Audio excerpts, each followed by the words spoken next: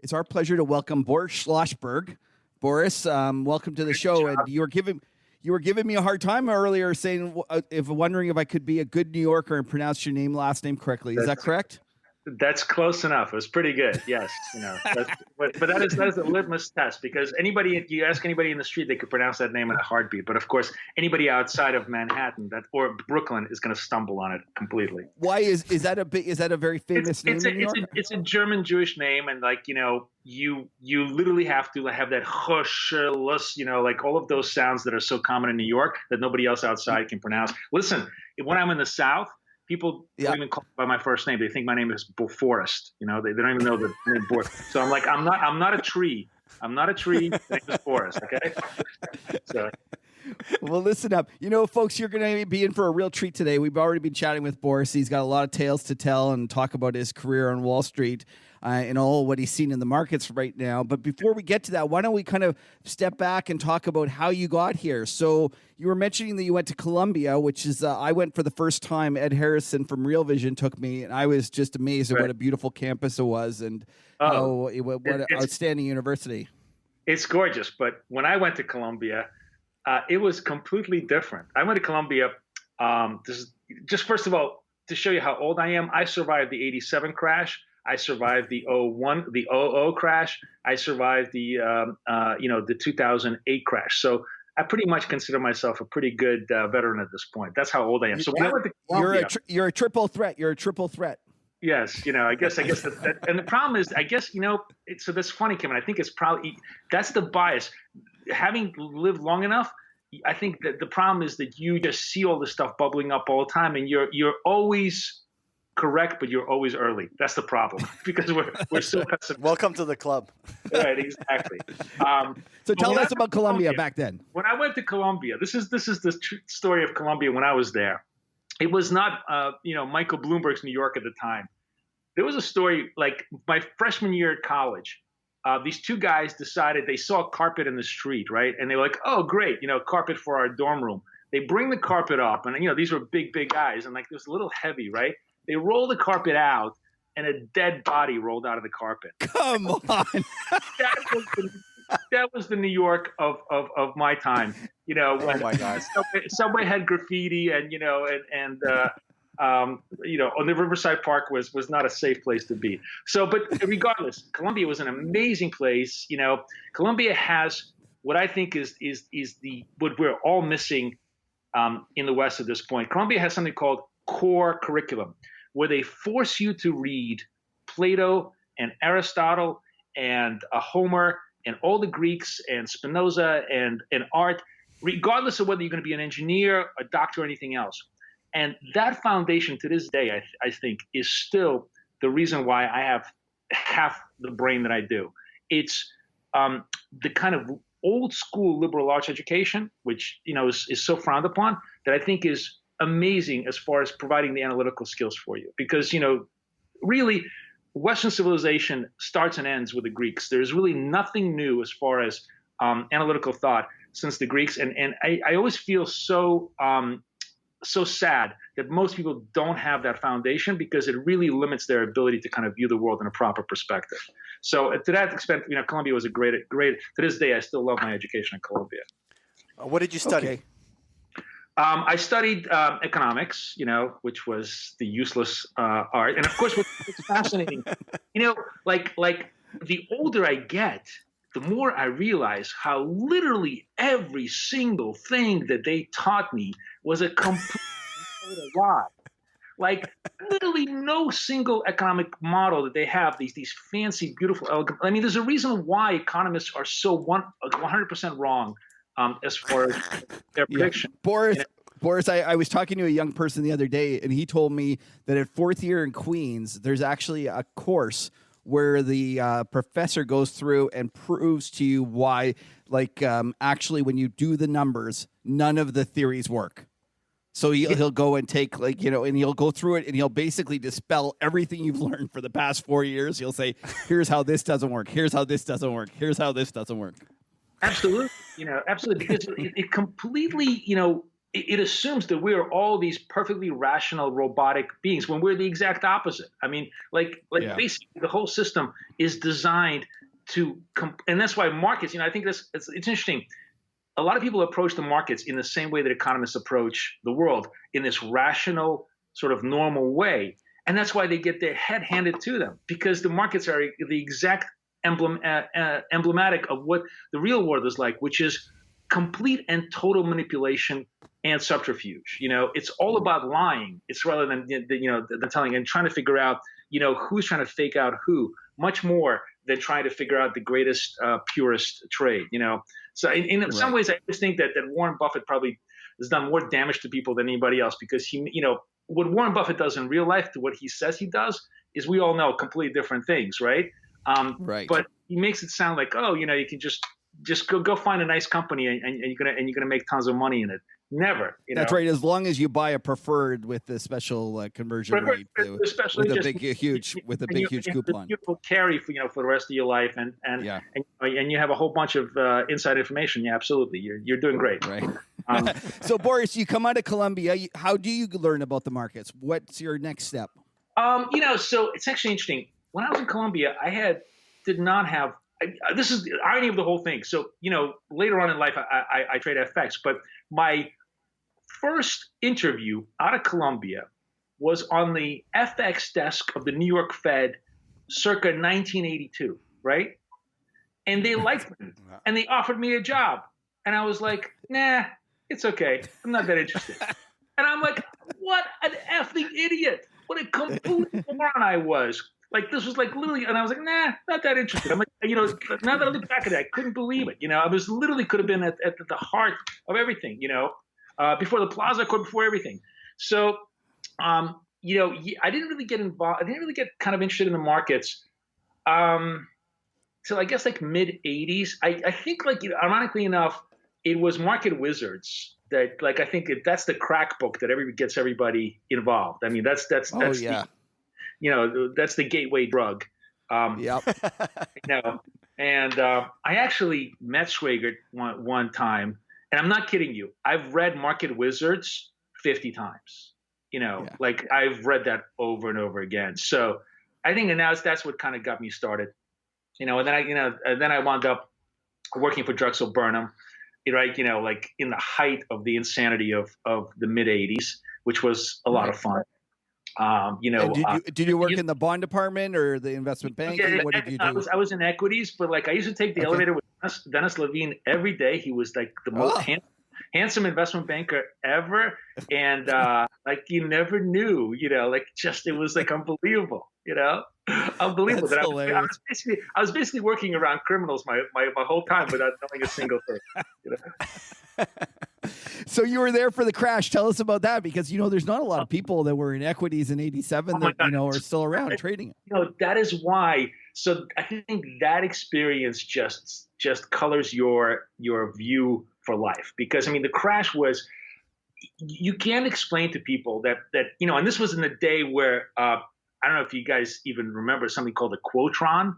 If you watch Wall Street, right? If you watch Wall Street the movie. Bud Fox has a Quotron on his desk. That was was a dumb terminal that basically gave you, quotes from the exchange, right? And the day of the crash was just the most surreal experience ever, because, the day on Friday we had a 100-point Dow down move and everybody was kind of freaking out. And then, and then the other thing that people forget about the crash is it had the greatest stock market rally ever inside of that day. If you went long during the day of the crash, you would have made a ton of money, but almost nobody ever realized that, because what happened is stocks fell to the floor, and then at 11 o'clock in the morning, they did a 200-point, which at that point was like a 10% rally in the Dow. We had a massive, massive rally, then they died. So if you had bought the 10:30 dip, which happens so often, you managed to sell the afternoon, the peak, you actually could have made a ton of money being long, But then the most surreal part of the '87 crash was that last hour. It was I fortunately never in my life have been near combat or been near anything like that. But it's the only thing I could just imagine the equivalent, because it was just just relentless. Coca-Cola was trading like five, like the ask was underneath the bid by like 5, like whatever. It was insane, and it was kind of very sad, because it was still a time when a huge amount of dealing was human to human, and specialists were the primary liquidity providers. And the guys who actually, the job of the specialist was to buy when everybody else is selling, sell when everybody else is buying, right? You could have, you could scream at them all you want, but they provided a very useful function. And there were a couple of specialists that literally went bankrupt because they kept buying into the close, and it just died. And then what was interesting is that the other thing is people don't understand is so Alan Greenspan lands. He's in a plane. He doesn't even have a clue what the F is going on. He lands and he goes, "Oh, how'd the market do?" And some guy goes to him, "It was down 508." Right. So Greenspan goes, "Oh, that's not so bad," because he thinks it's 5 points, 0.08. Right. Right. And they go, no. It's 508 points down. And he just went apeshit. And that's, so he went, he basically did the first kind of QE. He said, we'll lend anybody anything and everything. But at that point, a lot of guys had already lost access. They basically were bankrupt and gone out. And also, obviously, as usual, the credit went to the banks, not the individual business people, which were the market makers, and a lot of the specialists, had gone out. So, and then the day after that wasn't when we first started out. The day after that, there was no bid, and it was only I forgot already the name. There was this really it's actually in one of the Market Wizards stories. There was this really obscure little index that was very, very, very volatile that traded, and one of the guys in Chicago just decided to come into the pit and started buying the index. And just that one action was literally the action of one guy that turned the sentiment around, and everybody started to buy the market, and we kind of took a breath. But it was a really, really interesting experience. And of course, every Boris, we're going to go into a depression, and again, it just proves that history is never the same, no matter how much you try to make it to be. Right. I remember a great story of a buddy of mine who was around in '87, and one of his clients is trying to sell General Motors, and he's calling down to get a quote on General Motors, and it was literally no bid during the crash. Yeah, it was like just no bid. It was crazy. It's insanity. But but wait, and then that's the joke where they said something like, but the machine shows like 35 bid, and the guy on the floor said, "Sell it to your fucking machine then." Exactly. Okay, so from there, Boris, you go off and you actually land in the kind of world of technology. Why don't you tell us a little bit about that? Yeah, I always call myself the Zelig. I always feel like I'm Zelig because I always manage to go from one bubble to the next. So I left Wall Street. And again, it was just kind of, I stumbled my way through life. I forgot even how I started in technology.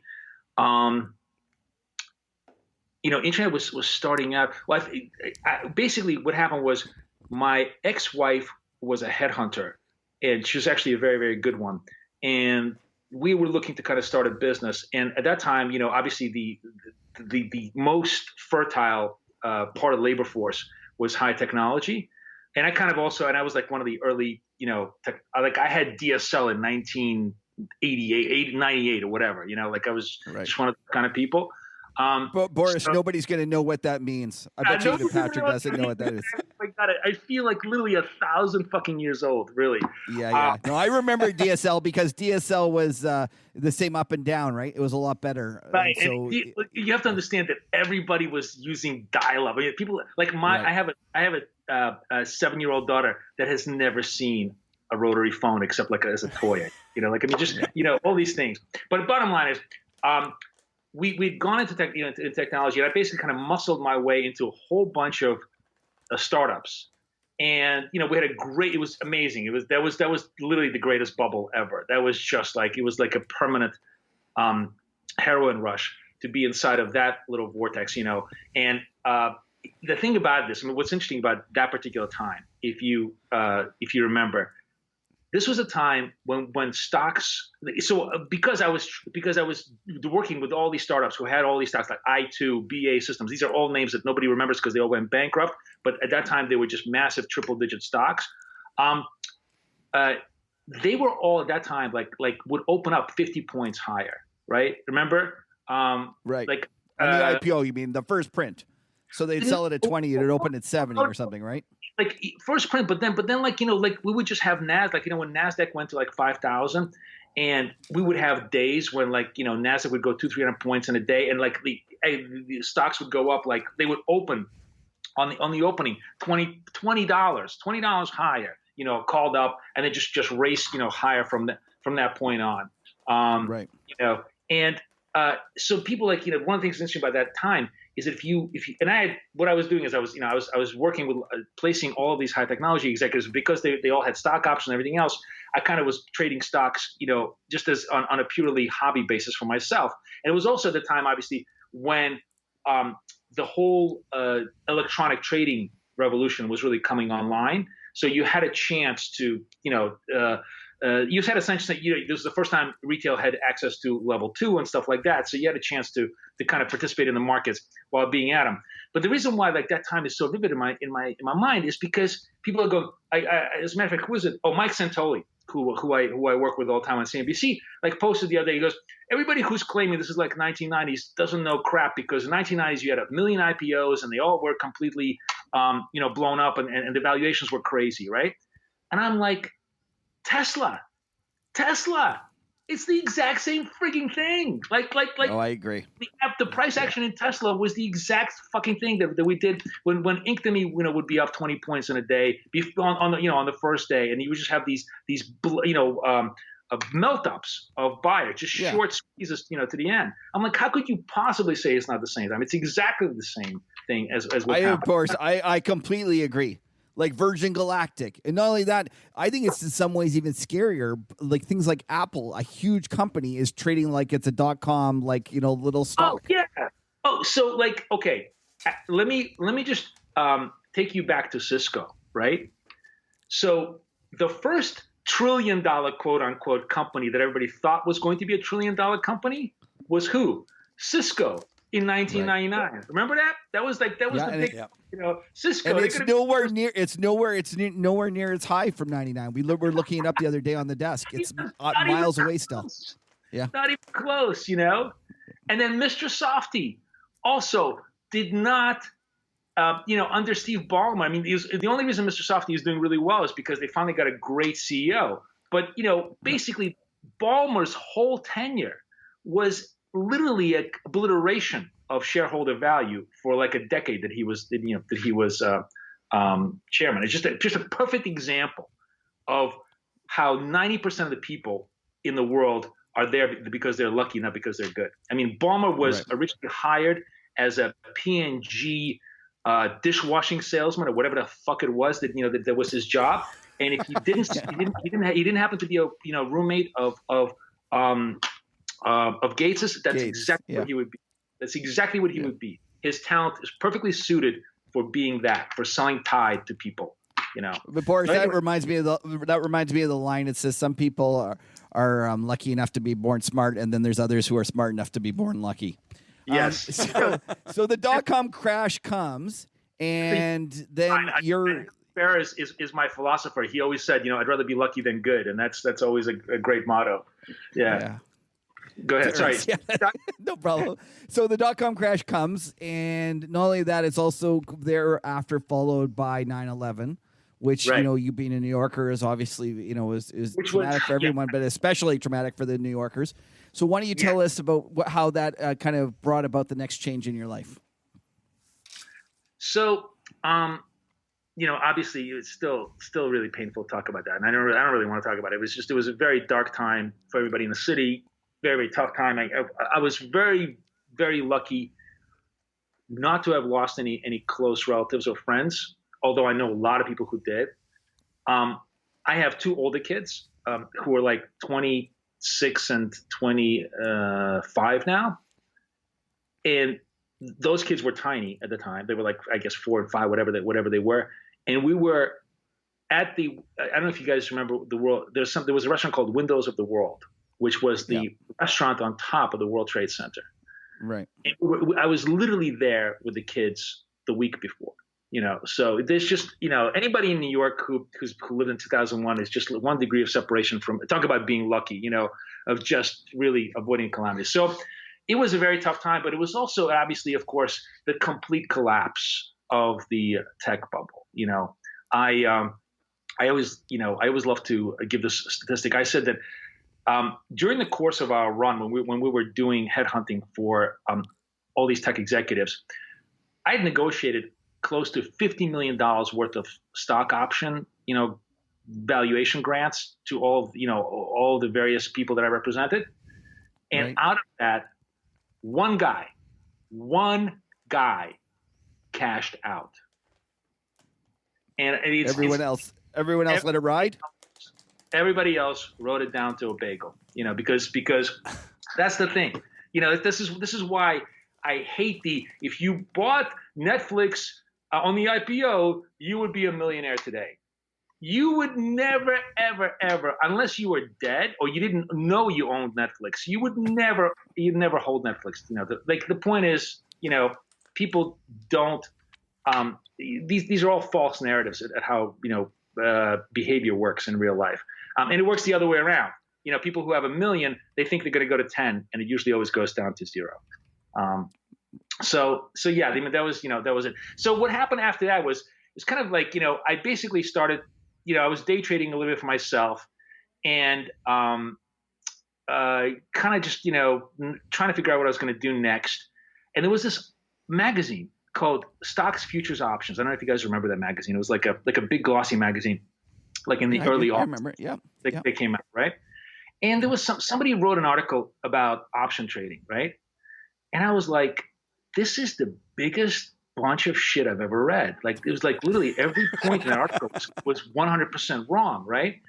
And I don't know what compelled me. I just picked up the phone and I called up, and I got the editor online. I said, this article is full of shit. Like, this guy is completely wrong about, how you price it, what you should be doing, like, with how, you should be, price is the single most important variable in Patrick, I don't have to tell Patrick this, in buying options, like, it doesn't matter how good your thesis is. If you overpay for the option, you have zero chance of making any money on it. And she's like, listening to this, and she goes, okay, smart ass, you think you're so good? You write me the article. Literally just like off the phone. I go, really? Okay. I said, okay. So, so then basically what I did is I just kind of wrote I forgot what my first piece for her was. I wrote the article. It's like a 2,500 word article. And, she publishes it. And like, I get this phone call and she goes, what are you doing for me next? I'm like, next? I didn't realize I was working for you. I'm like, you asked me to do this. I did this a favor. She goes, no, I want next. So bottom line is I kind of just started writing, articles on trading. And at that time, FXCM, which used to be the largest retail broker in the world, right, was just starting out. This is again all about me being the Zelig of the world, just bouncing from one bubble to the next, right? I knew nothing about Forex. Remember, my one touch with Forex was rejecting the Forex dealing desk at the Fed in 1982, right? I knew nothing about that market.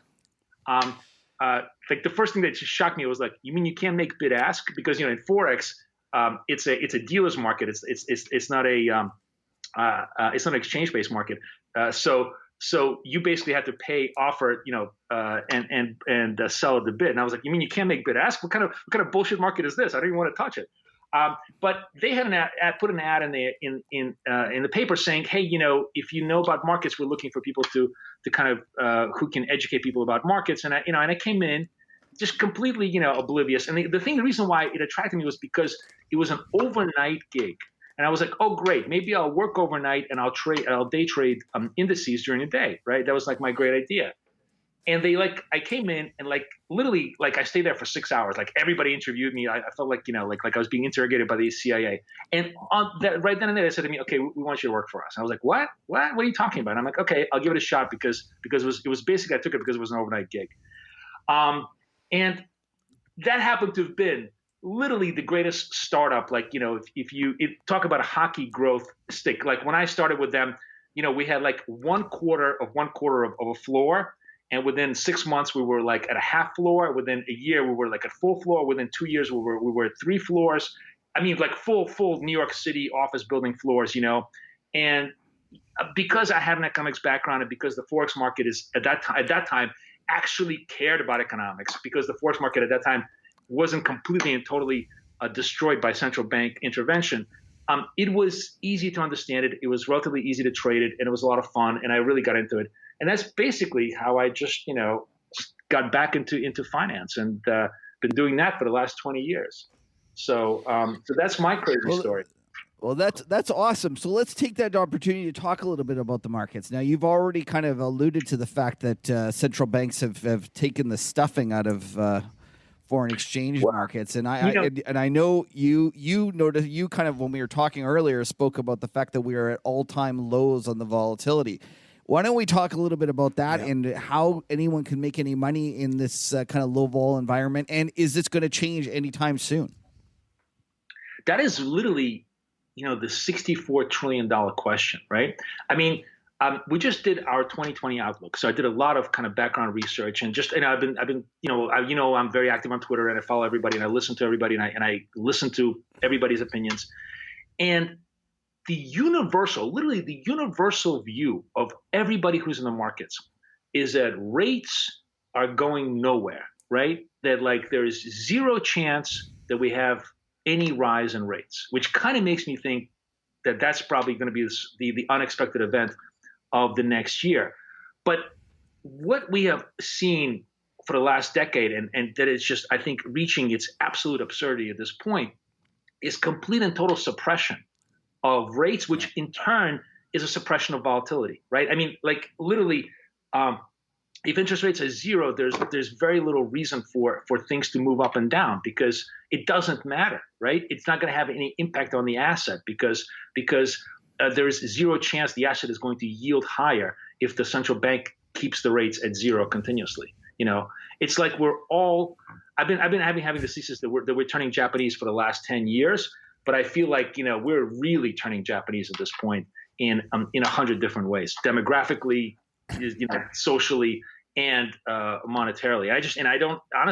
I don't have a crystal ball as to how it ends, but the one thing that I do find interesting is that literally you cannot find me a single human being who thinks we're going to be at 3% inflation, 3.5% on a 10-year by the end of this year.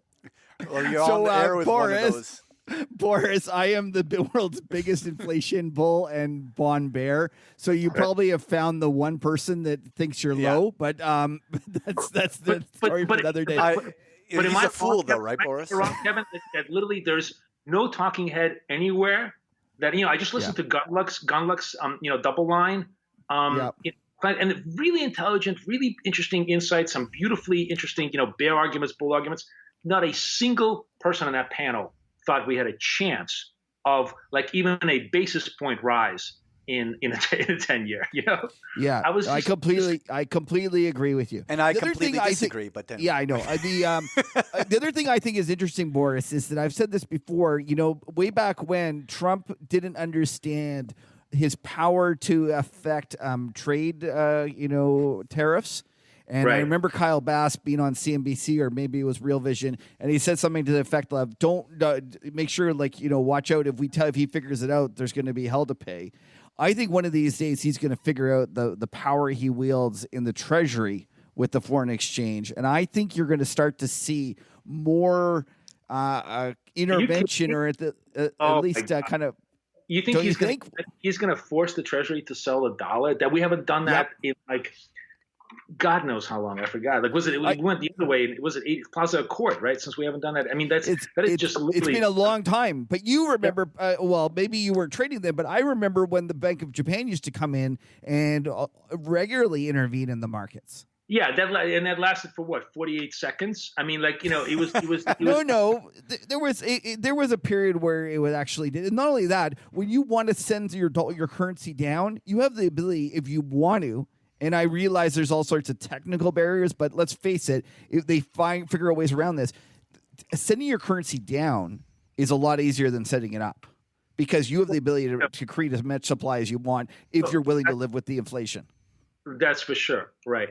But Right. but the Bank of Japan story is kind of informative because, well, they sanitized a lot of it, so I guess Exactly. They sterilized it, so therefore it wasn't effective. So it didn't quite have the inflationary impact that they wanted to have, because they're obviously scared of it. But yeah, I mean, Trump is like a 2-year-old with an Uzi submachine gun. You know, he's just like whatever he's going to find next, he's going to pray and spray. So we'll see. But yeah, go ahead. Sorry, let's just you mentioned earlier that your partner has managed to figure out a way to trade this low vol environment. Yeah. Why don't you tell me what she does and kind of give us, our listeners, some hints of how you actually adapt to this environment?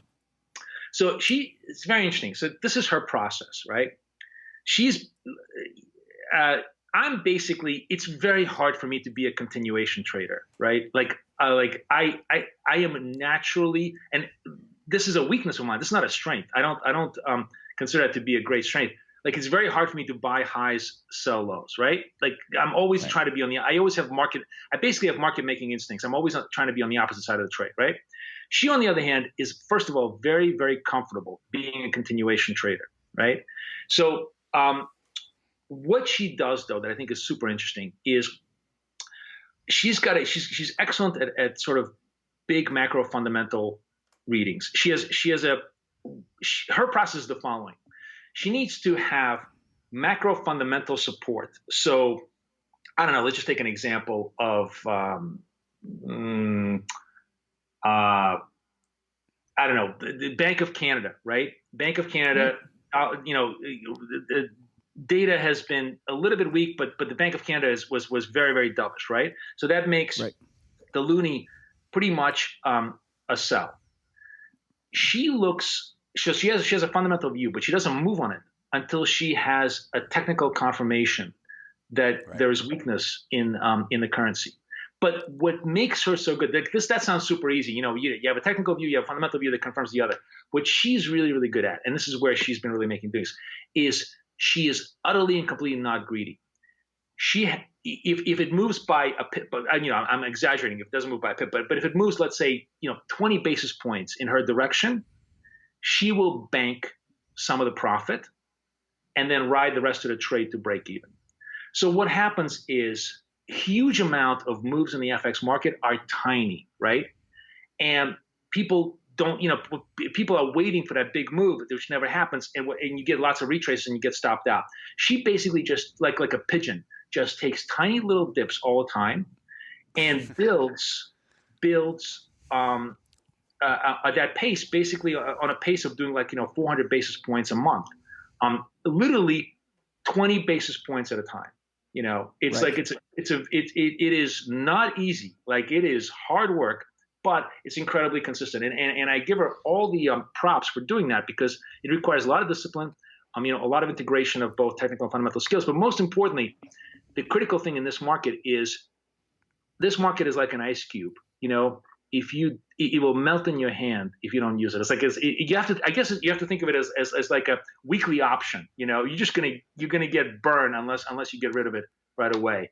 And that's really the story.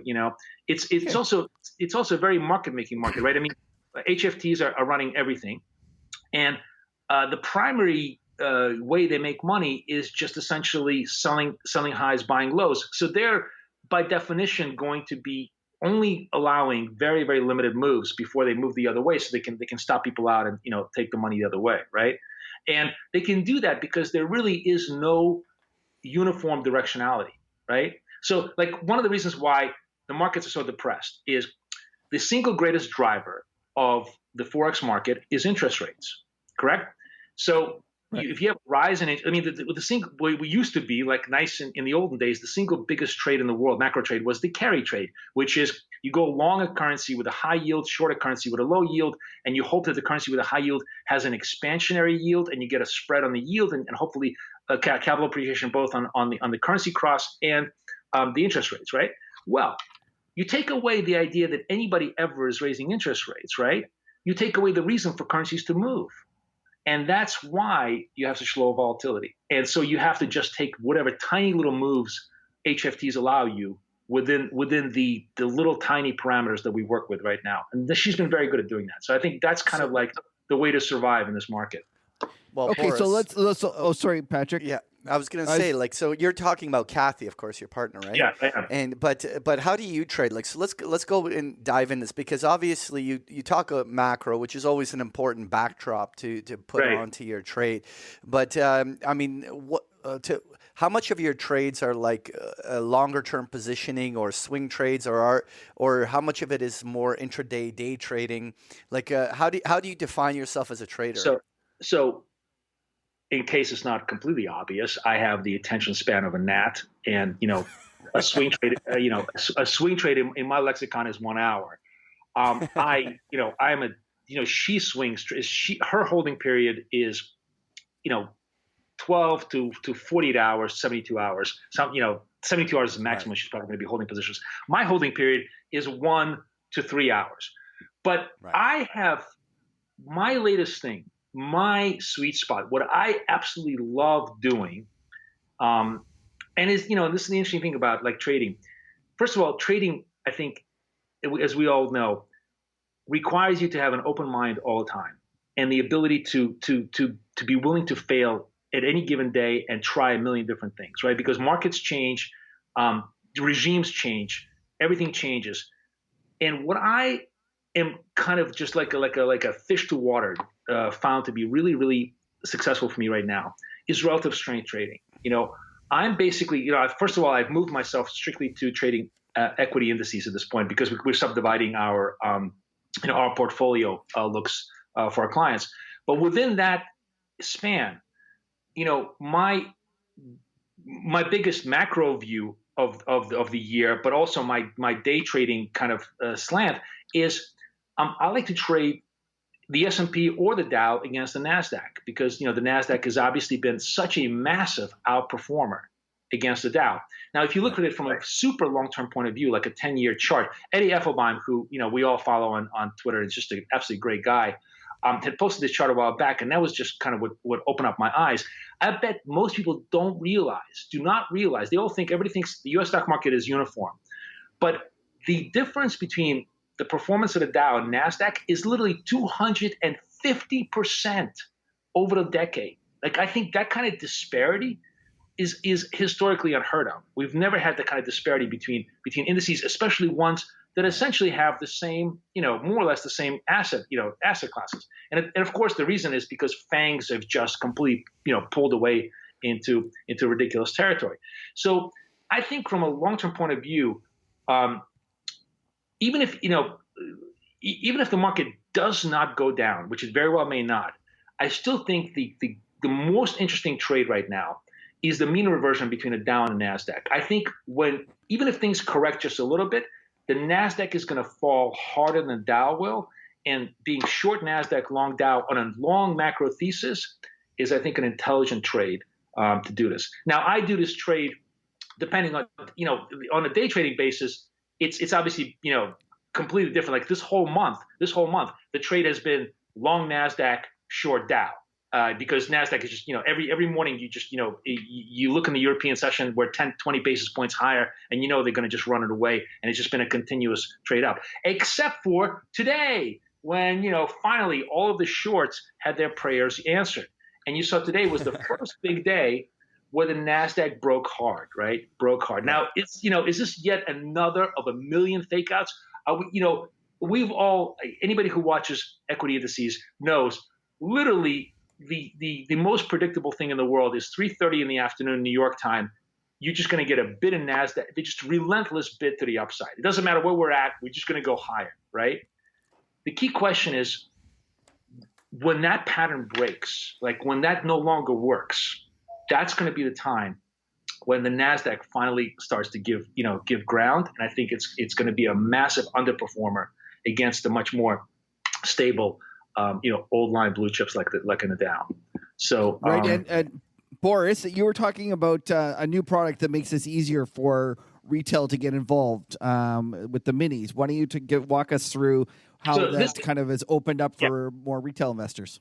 This is a wonderful, like, if you want to speculate without, losing your whole bankroll and participate in the markets on the exact same level with the exact same execution, with the exact same performance as the big boys, without having to, to risk your whole 401k retirement plan.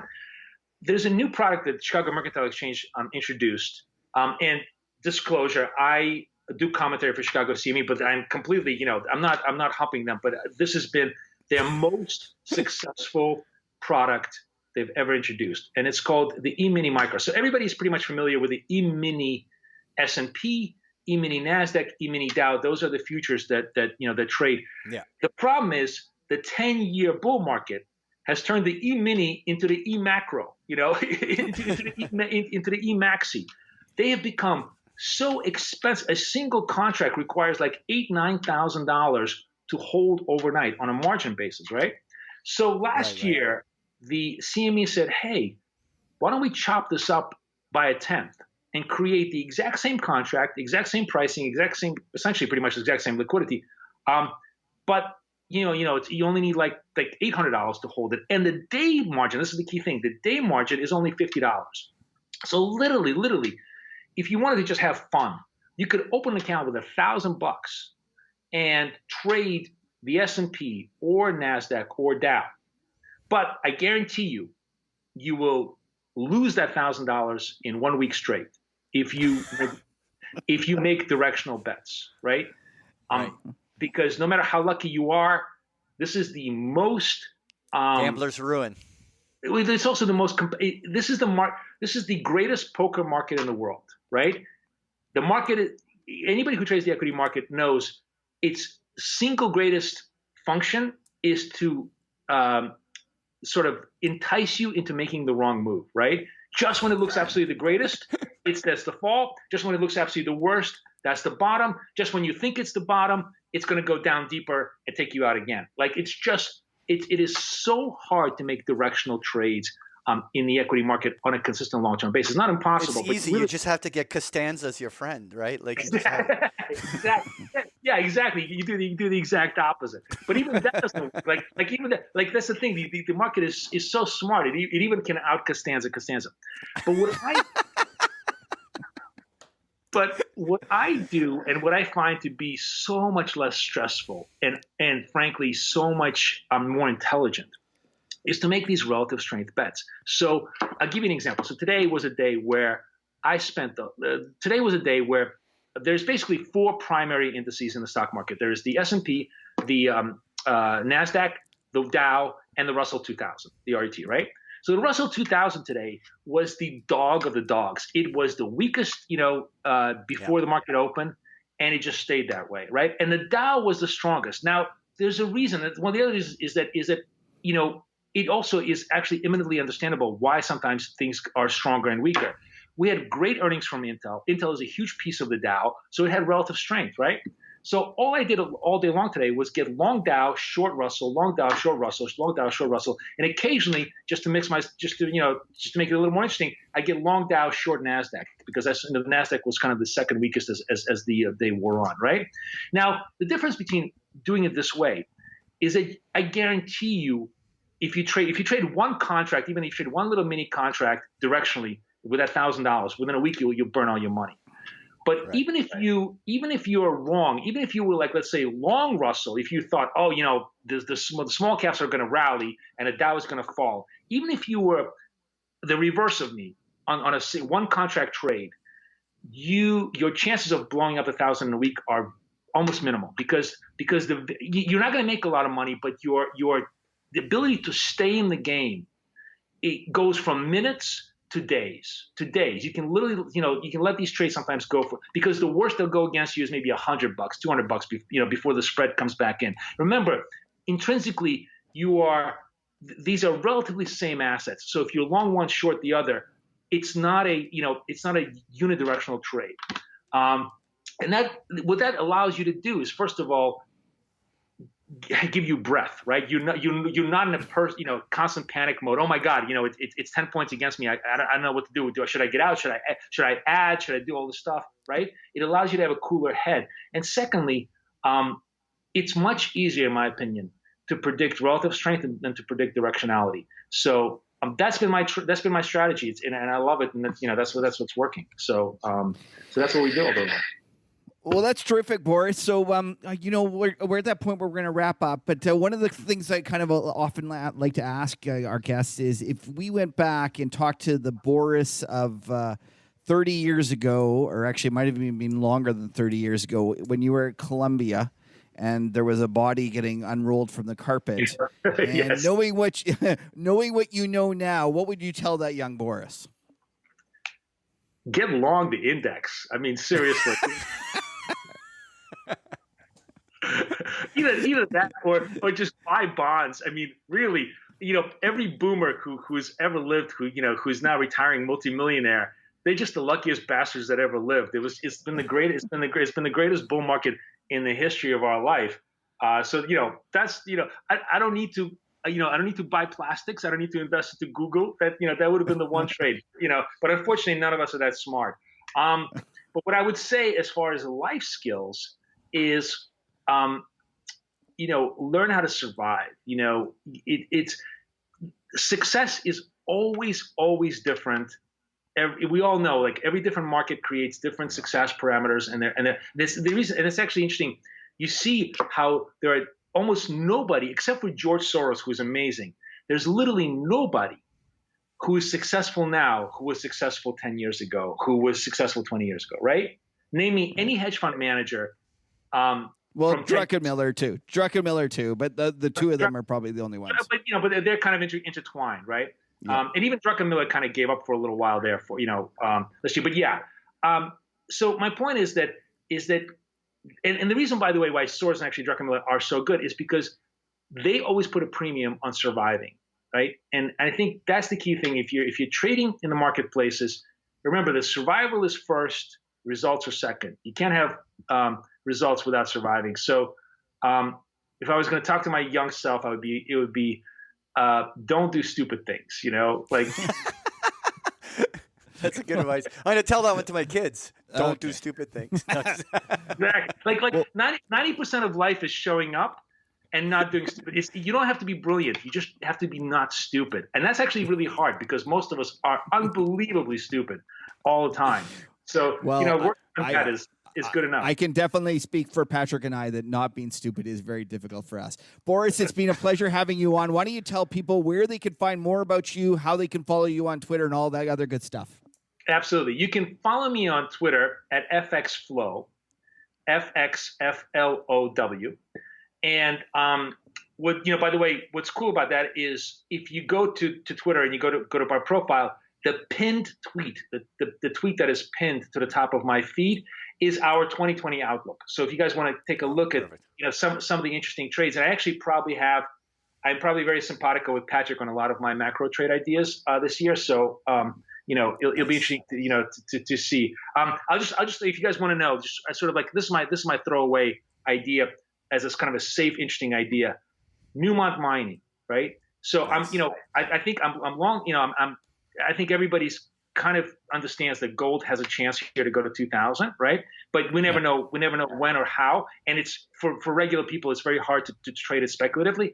So Newmont Mining, obviously, we all know that if gold goes 2000, the miners always go 5x whatever the metal does because of this huge leverage to their earnings. But Newmont Mining is a 2.5% dividend, and it's part of the S&P 500, so it's part of the index. So the index buyers will be forced to buy it the bigger it gets. So to me, that's kind of a really interesting sort of a simple, easy way to participate in potentially a big trend coming up. So and it broke out to new highs today. There you go. Yes, it did. See? There you go. See, I already sound like a genius, but if you guys want to watch all those ideas, the video is right up there on the pinned tweet. So that's why you should come see me on FX Flow. And if you want to just check out what we do, it's bkforex.com, bkforex.com. Even though I no longer do forex, I'm just basically trading equity indexes all day long. So you can come in and do crazy stuff with me if you want. And that's pretty much it. Well, that's awesome. Well, thank you so much, Boris. It's a real pleasure having you on, and I don't know if anyone's going to beat the story about the body in the carpet. The body in the carpet. That's classic. Man. Classic. Thanks a lot, Boris. It was great having you on, bud. Take care, guys. Bye-bye. Bye-bye. All right, cheers.